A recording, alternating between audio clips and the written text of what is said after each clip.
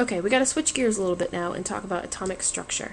And some of this will be very basic and big time review, but I think most of us know that in the nucleus of an atom we have protons that are positively charged and neutrons that have no charge, or we also call them neutral. So there's just different terminology there. And it takes up very little space. It really, this is kind of the understatement of the century, but it takes up an extremely small amount of space in the middle of the atom. But it contains most of the particles. Okay, then you have the electron cloud, which is going to be on the outskirts, which takes up everything else. And it has going to contain the electrons.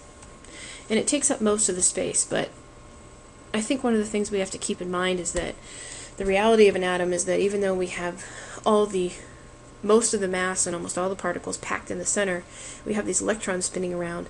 Most of the atom is empty space, truly empty space. There's a link to another video called How Small is an Atom, with the blueberry and all of those analogies, and they do a really good job. So if you haven't watched that, make sure that you watch that and you can review the size dimensions of an atom.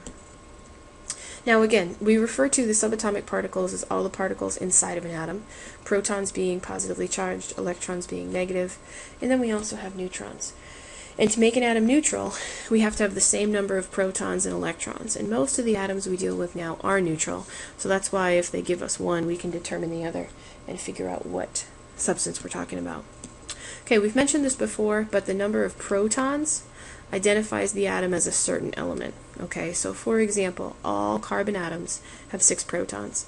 I've made the analogy that it's kind of the DNA of an atom, where once you figure out the number of protons, you find that number on the periodic table, you work backwards to figure out what element that you're talking about. And we've also talked about the fact that protons and neutrons are about the same size. Okay, we're going to get into a little bit more detail on that later. And electrons are much smaller. They're about 1/1000th the size of a proton and a neutron, so significantly smaller. And then we've got these really strong nuclear forces, and there's a lot of science that goes into it, but simple definition, when particles in the nucleus get very close, they have a very strong attraction that holds them together. And again, it's kind of an understatement of the amount of force that holds a nucleus together, but we just talk about the nuclear force as being the driving force for those. Now, atomic radius is the size of an atom. Okay, and there's 2 definitions. You've got from the center of the nucleus to the outside of the electron cloud, and you have half the distance between the center of 2 identical nuclei bonded together. Now, the reality of it is that this second definition really is more accurate, and the reason why is that what we're going to find out later is that electrons move so fast, it's almost impossible to figure out, well, it is next to impossible to figure out how fast they're going and where they are at the same time. So the more accurate and more precise way of finding the atomic radius is to measure 2 identical nuclei bonded together, take the distance, cut that in half, and that's your radius of one atom. It is expressed in picometers. As a reminder, 10 to the 12th picometers are in 1 meter. And it's usually 40 to 70 picometers is a range, which is still a pretty decent sized range, but you've got the really tiny ones, you know, up here, and then all the way down to cesium, which is one of the largest atoms that we have. Okay, we're going to switch gears here a little bit and talk about some really important experiments and some historical discoveries that happened in the history of chemistry that are pretty important, and we've kind of summarized it down to the big things. J.J. Thomson got credit for the discovery of the electron in 1897, and he resulted from scientists passing electric current through gases to test conductivity. They used what's called a cathode ray tube. You know, in essence, they could pass current through the gas that was in here, and based on how that stream of negative particles, otherwise known as electrons, behaved, they found they could drive it in different directions, and they were able to discover the electron. More than that, but that's kind of the basics that we have to know for right now. And, oops, wrong way, there we go.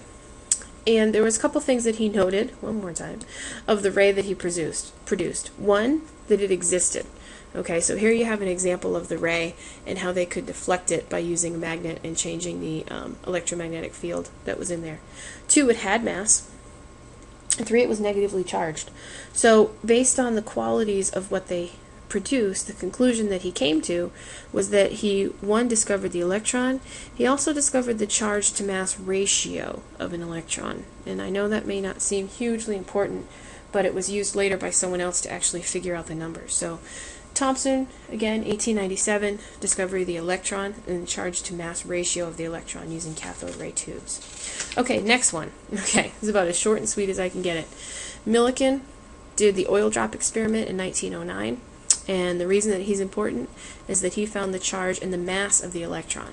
So he took Thomson's ratio, did a little bit more math, and was able to figure out the charge and the mass of the electron, which was pretty important.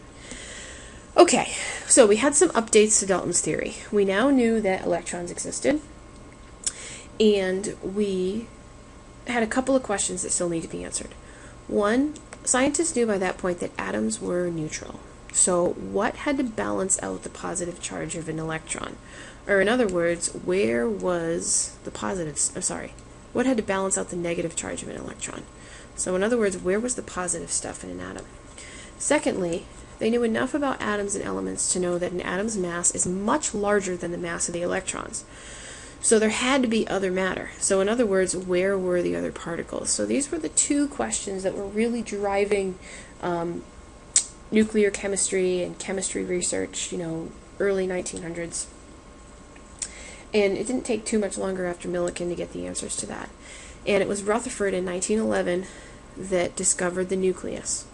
And what he did was he shot alpha particles that have a positive charge. We're going to learn a little bit later what alpha particles are. They're essentially a bunch of helium nuclei. And he shot it at a very thin piece of gold foil. And he predicted that the particles would go right through the foil at some small angle.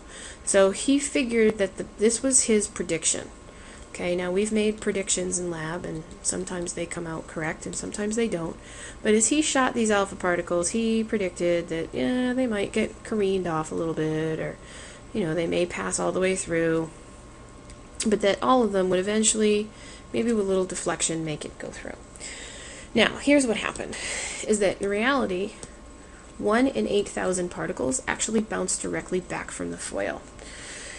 And you may say, 1 in 8,000, wow, I probably would have thrown that out to air, except that it was the same ratio over and over again. And you're talking about countless trials and countless times that they got to predict this or got to try this. And so Rutherford concluded that there had to be a very powerful force in the foil in order to bounce the particle back.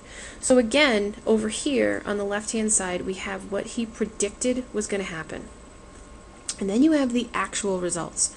So this is a classic case, just like in a lot of our labs, where we think something's going to happen, and then maybe something different does. Now, sometimes we chalk it up to error, but Rutherford had to explain that. And this is just a picture of his setup, where he had the source of the alpha particles. Here was his beam of alpha particles being shot at the gold foil, and he had this screen to detect where they were going. So it was these suckers that bounced back that were causing him the problems. And here's what he concluded. What he concluded was that there was this powerful force inside the center of an atom. And the characteristics of this powerful force, one, was that it was dense. It had to be strong enough to deflect a particle, deflect those alpha particles. Two, maybe, it was small. Only 1 in 8,000 hit the force and bounced straight back. And again, if you go back to the how small is an atom video, you get a much better idea of how small we're talking about in the center of an atom.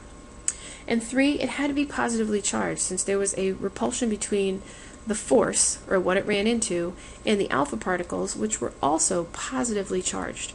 Okay, so you had these two positive things that were repelled, so he knew it had to be positive. And he concluded, or called it, a nucleus, which is a term that most of us are pretty familiar with at this point. And that's how we got there. So that's the basic, about as short and sweet as I can get it, for foundations of atomic theory, and then we'll go more in depth as we